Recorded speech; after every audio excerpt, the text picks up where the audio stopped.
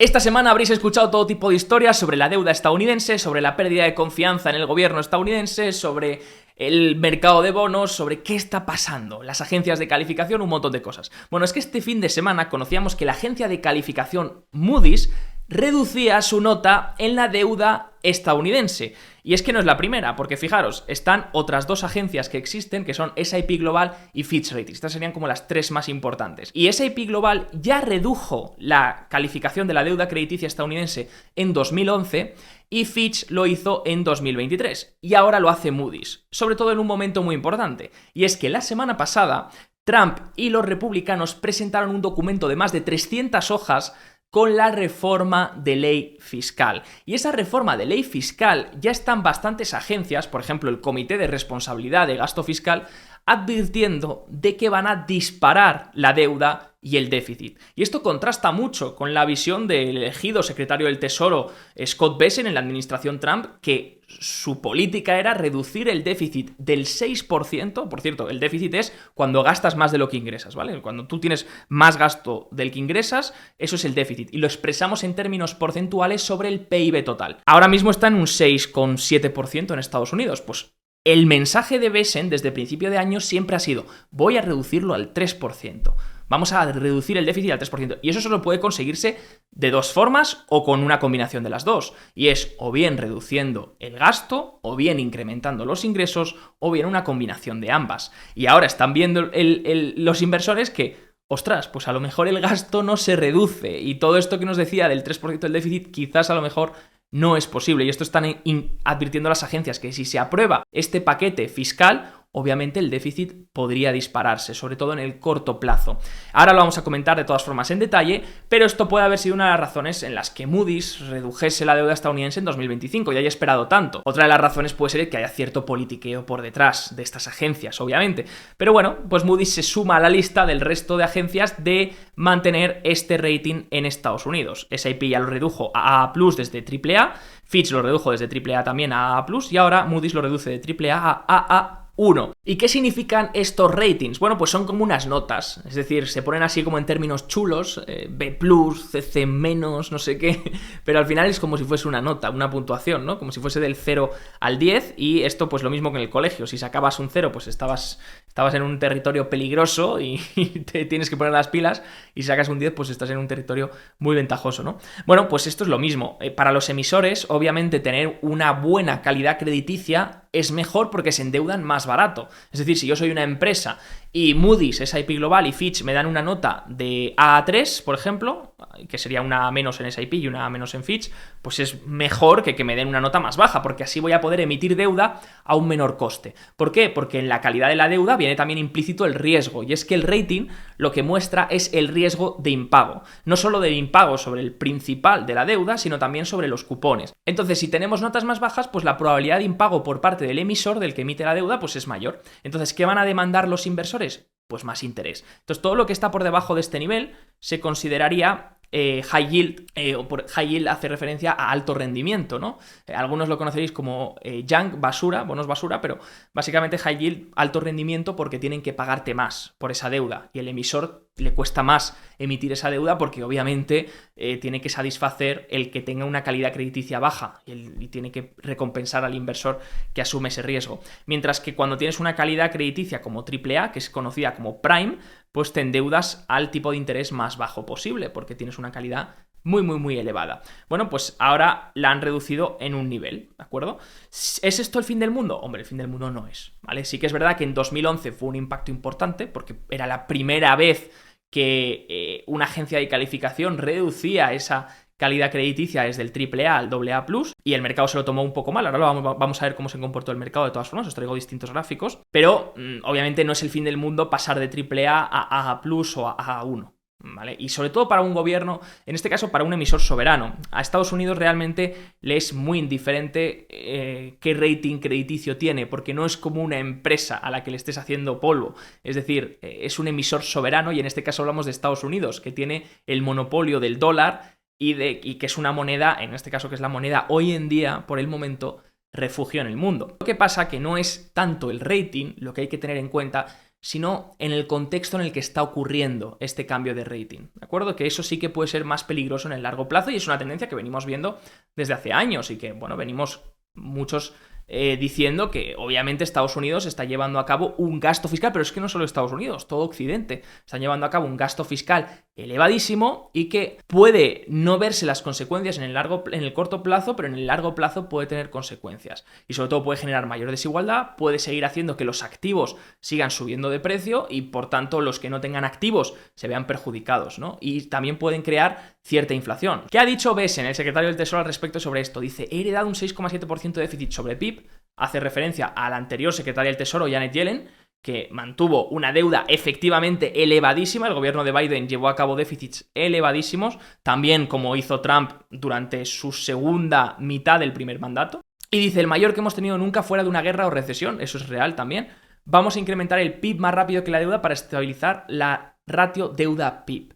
Es decir, Scott Bessent, que lleva hablando desde principio de año de reducir el déficit al 3%, ahora está diciendo que en vez de reducir el déficit al 3%, lo que va a hacer es estabilizar la ratio deuda-PIB. Es decir, llevando a cabo una desregulación, llevando a cabo una reforma fiscal importante y sobre todo intentando incentivar que las empresas vayan a Estados Unidos e inviertan en Estados Unidos, lo que quiere hacer es que el PIB crezca tan rápido que aunque la deuda crezca a un ritmo un pelín menor y eso haga, o más o menos al mismo ritmo, y eso haga que la deuda PIB que viene incrementando pues se estabilice. Es decir, lo que no quiere es reducir la deuda PIB, quiere que se estabilice el ratio de deuda PIB. Bueno, pues eso es un poco el tema que ha comentado hoy. Ha dicho que no le da mucho crédito a Moody's, a la agencia de calificación. Y os preguntaréis si esto ya ha ocurrido en el pasado por S&P Global y Fitch, que ya redujeron el rating de calificación. ¿Qué hizo el mercado? ¿Cómo se comportó? Bueno, pues vamos a verlo. En 2011... el aviso del S&P Global el 15 de julio, donde dijo que ponía a revisión su rating sobre la deuda, provocó una caída importante en el mercado, ¿de acuerdo? De hecho, venía corrigiendo, luego rebotó y luego el Nasdaq volvió a bajar un 10% y los índices generales un 10% durante 8 días, más o menos una caída del 10% desde este máximo. Y luego Standard & Poor's avisó finalmente de que iba a rebajar la calificación crediticia. Y ahí es cuando poco después el mercado hizo suelo. ¿Vale? Si os fijáis aquí el mercado hizo suelo y luego ya lateralizando durante un tiempo empezó a rebotar. O sea que más bien el evento negativo fue cuando dijo que la ponía a revisión. Y no olvidemos que Moody's puso el rating de Estados Unidos a revisión aquí a finales de 2023. Curiosamente, lo que uno pensaría en 2011 es, bueno, si reducen el rating de la deuda estadounidense, lo que va a ocurrir es que los bonos van a caer de precio porque la gente los va a vender. Obviamente, si aumenta el riesgo de mantener esos bonos y resulta que no me están pagando más, pues voy a venderlos en mercado y al generar esa venta, pues suben los intereses, suben las TIRs y esto ocurrió, bueno, en 2011 no del todo. Fijaros que fue curioso que lo que cayó fue la bolsa, las acciones, el S&P 500, y lo que subió fueron los bonos. Y de hecho los bonos de largo plazo, que subieron hasta un 23% desde más o menos julio-agosto de 2011 hasta más o menos octubre. Hubo una gran diferencia, de hecho el S&P cayó en total hasta un 7% desde esta ventana temporal que estamos viendo, y el TLT, el bonos a más de 20 años, subió más de un 23%. Entonces fue curioso el movimiento porque era contraintuitivo en este sentido. Quiero pensar que es porque a lo mejor pues cuando las agencias de calificación dan un toque a la deuda estadounidense o avisan de que van a rebajar la calificación, pues eso hace que haya más preocupación de nuevo por los políticos, por el Congreso, que vuelvan a ver formas de gestionar esto y que entonces se pongan a trabajar sobre ello.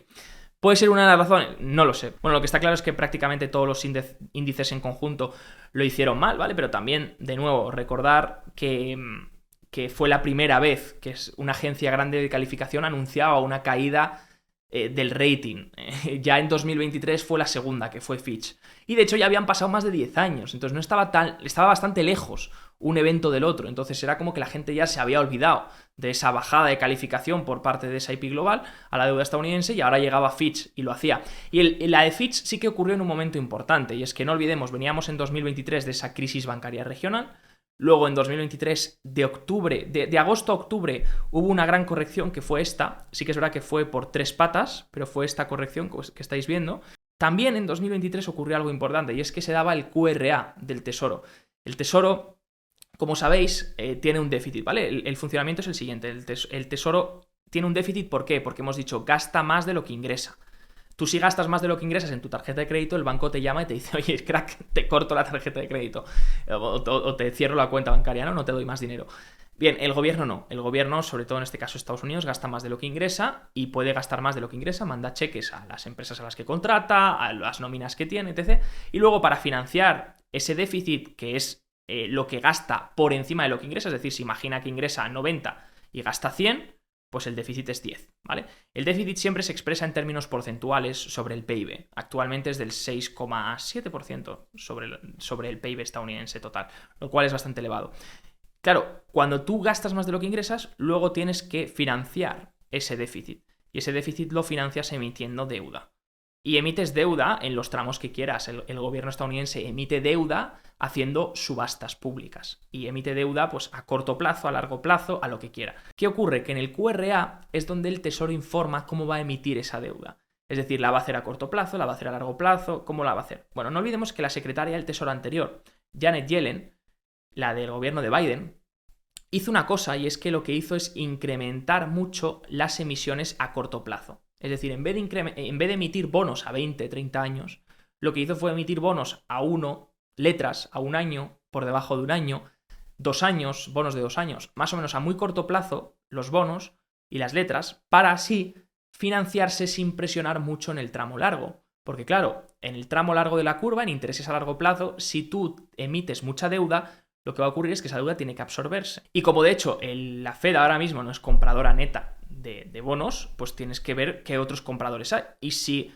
esos compradores tienes mucha oferta, pues te pueden exigir un interés cada vez mayor. Y eso puede hacer que el interés, pues por ejemplo, a 30 años, 20 años, se vaya por encima del 5%, etc. Entonces presiona, por ejemplo, a los fondos de pensiones o puede presionar a ciertas entidades, por ejemplo, banca regional, también, que puede tener bastantes bonos con bastante duración, etc., ¿no? Y de hecho fue lo que ocurrió en 2022, ocurrió eso en Inglaterra, cuando la crisis, el budget crisis de Liz Truss, se dispararon los intereses a largo plazo y petaron algunos fondos de pensiones. Janet Yellen, para evitar eso, lo que hizo es emitir a corto plazo y así no presionar el tramo largo de la curva. ¿Cuál es el problema de emitir a corto plazo? Que tienes un riesgo que se conoce como el riesgo de rollover. ¿Por qué? Porque si tú emites a 30 años, por así decirlo, fijas el interés. Pero ¿qué ocurre si emites a 1 año? El año que viene no sabes a cuánto van a estar los intereses, entonces tienes un cierto riesgo que se denomina rollover, de rular esa deuda, ¿no? Entonces el QRA de 2023, lo que pasaba era que Yellen se había planteado volver a incrementar la emisión de bonos a largo plazo y vio que el mercado respondió fatal. Y luego ya en los siguientes QRA volvió a reducir un poco la emisión de bonos a largo plazo y se mantuvo emitiendo sobre todo en el corto plazo, ¿no? Entonces se juntaron varias cosas. Pero bueno, como veis aquí fue el downgrade de Fitch, la bajada de calificación de Fitch, que justo coincidió con la caída. Creo que no se debe a que Fitch redujo la calificación crediticia, sino a lo que os contaba que había de trasfondo, ese QRA que hubo por parte de Yellen, ese intento de cambio y sobre todo que los intereses justo estaban presionando. En agosto más o menos fue cuando llegaron casi al 5% otra vez. Entonces, creo que eso fue también lo que causó cierto pánico en los mercados y no tanto la rebaja en la calificación de la deuda. Justo coincidió, ¿no? Aquí veis que ya no hay tanta caída, como no es tan la magnitud de la caída en los índices como fue con la de 2011. Aquí es más, pues bueno, lateral y de hecho recuperó meses después. En octubre ya otra vez volví a recuperar. Así que aquí tenéis cómo se comportó el mercado en 2011 y en 2023, ¿vale? Para que podáis saber. En ambas obviamente se comportó mal, pero sí que es verdad que en 2023 coincidió, yo creo que fue por esto. No creo que cayese por la bajada de rating de Fitch, sino que creo que bajó por otra serie de cosas, porque en ese momento el QRA era lo más importante y de hecho cuando el QRA nuevo a principios de noviembre volvieron a cambiar las emisiones a corto plazo, se disparó el mercado, fijaros lo rápido que he recuperado. Entonces, no creo que en 2023 esto afectase. Sí que en 2011 creo que afectó, en 2023 no creo que afectase. ¿Va a afectar ahora? Bueno, pues lo veremos. Por ahora en el after obviamente reaccionó mal el mercado, caía un 1% el S&P, pero si cae realmente no creo que sea por Moody's, es decir, no creo que esto cambie en nada, que Estados Unidos pueda seguir endeudándose. Estados Unidos al final tiene la capacidad, de nuevo, os repito, el emisor no es lo mismo un emisor corporativo que un emisor soberano, y mucho menos el emisor soberano estadounidense, porque si me dijeses que es un emisor soberano emergente con una divisa muy débil que cada vez la está depreciando y la divisa no vale nada, pues obviamente te cuesta cada vez más financiarte y hacer ciertas locuras, pero Estados Unidos con el dólar pues tiene ese privilegio, ¿no? ¿Cuál es el coste? ¿Cuáles son las potenciales consecuencias de todo esto? Pues creo que hay un trasfondo todavía mayor, ¿no? Esta es mi opinión sobre el tema, que os la dejo para reflexionar.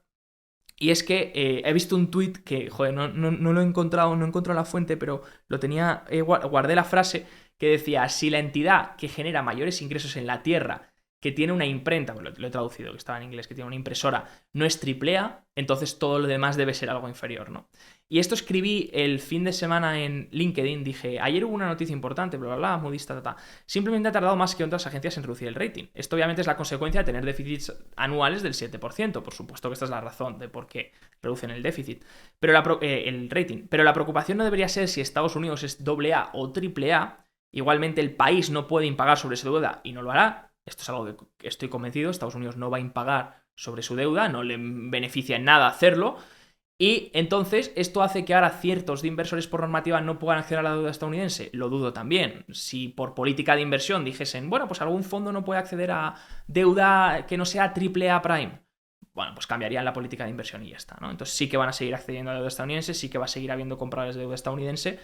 El problema no es el default, el problema son en algún momento del futuro lejano, pues un poco lo que decía Druckenmiller, ¿no? Potenciales subastas fallidas o una necesidad de control en la curva de tipos en ciertos tramos. Es decir, que los intereses a largo plazo se vayan a zonas que no sean sostenibles y que afecten mucho a planes de pensiones o a gente que está dentro de bonos de muy largo plazo, muy líquidos, que ya no puede vender o que le va a costar mucho vender o que va a tener que vender en pérdidas muy elevadas, ¿no?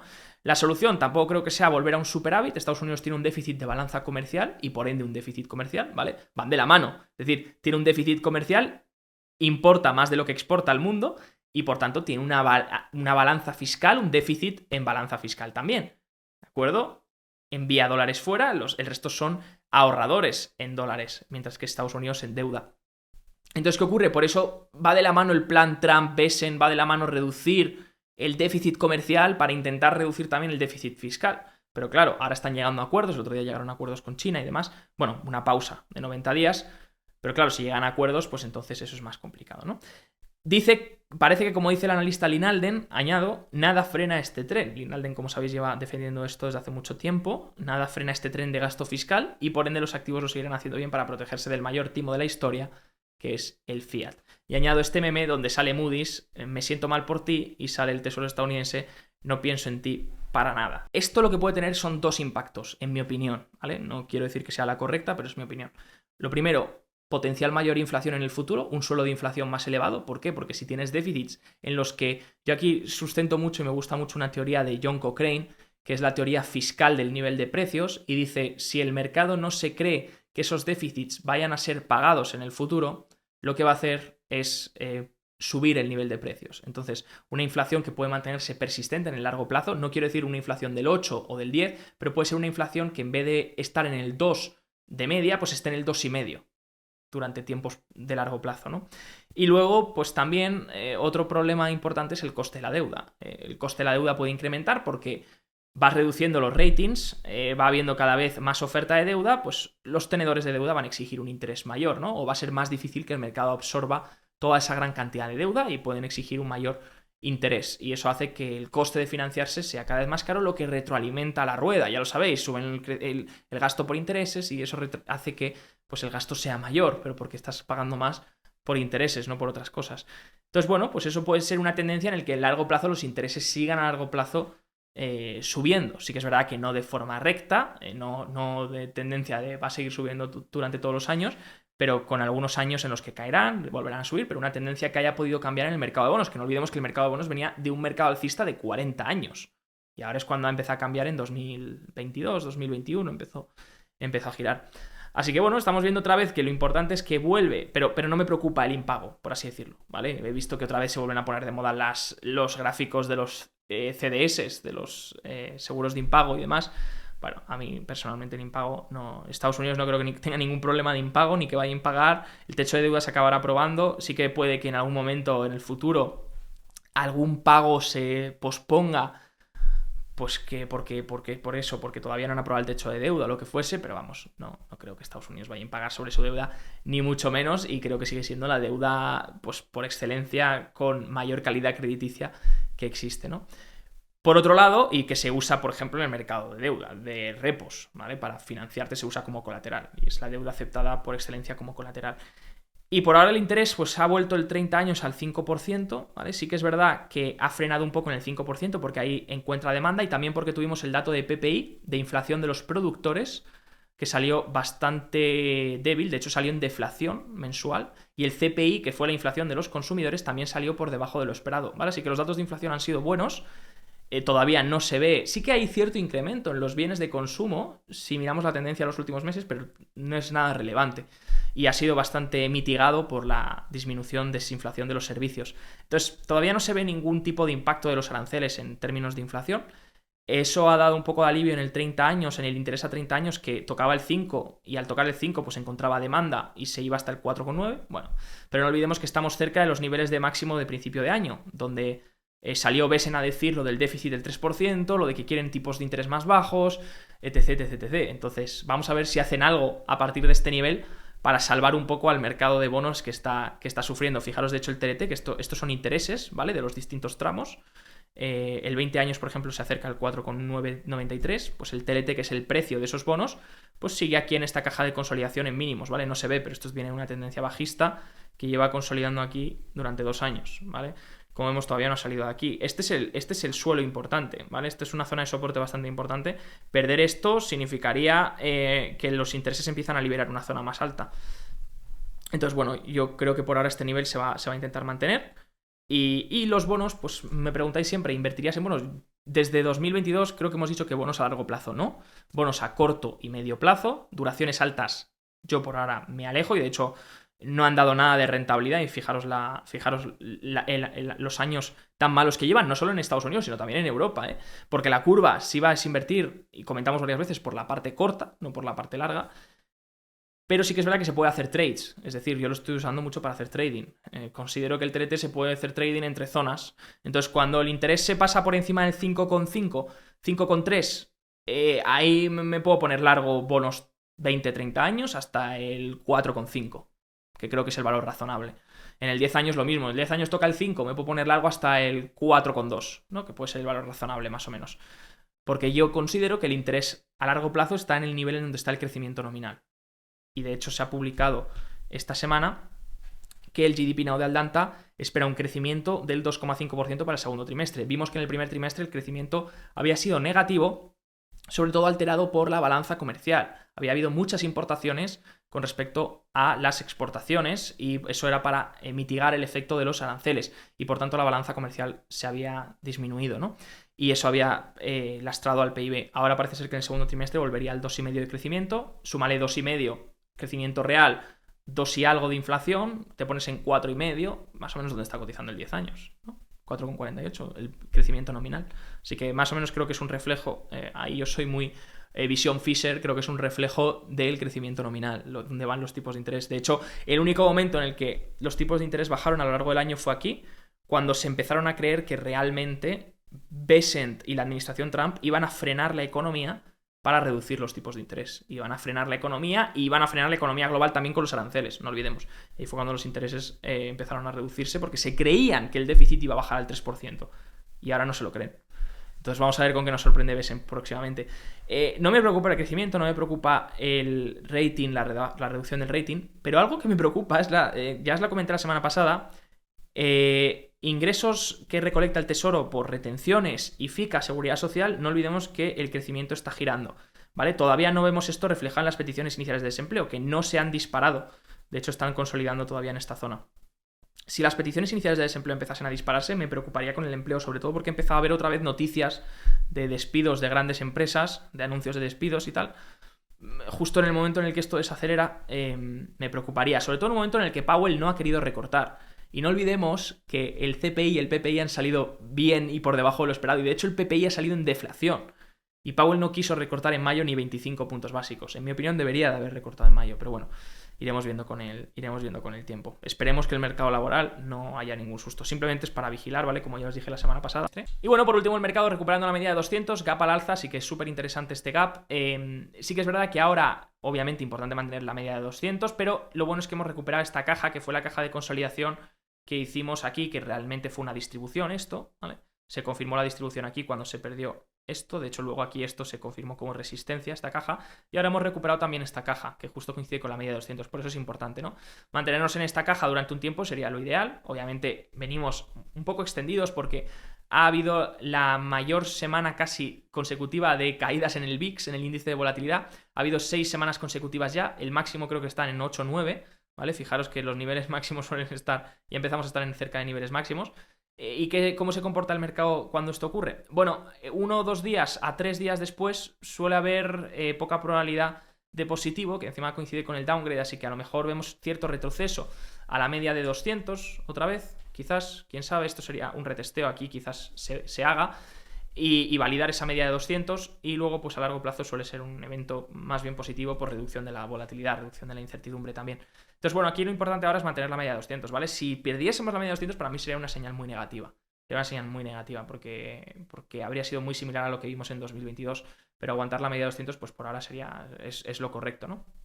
Entonces, mientras aguantemos la media de 200, podemos ser positivos, podemos ser optimistas. Si ya eso cambiase, pues ya lo vemos la semana pasada. Sigo fijándome en el MSCI y EAFE, mercados desarrollados, excluyendo Estados Unidos, que siguen haciéndolo mejor que Estados Unidos. También Bitcoin, el ratio de Bitcoin contra SP que os comenté, sigue en máximos, así que en términos de relativo está en mayor fuerza. Lo que pasa es que está intentando romper, pero he visto cierto rechazo en el día de hoy aquí. Entonces, bueno, veremos si consigue final. Así que, familia, me despido, te dejo aquí un curso completo por si quieres arrancar con tu cartera de inversión y no olvides dejar un buen like si te ha gustado y nos vemos como siempre en el próximo vídeo. Chao, chao.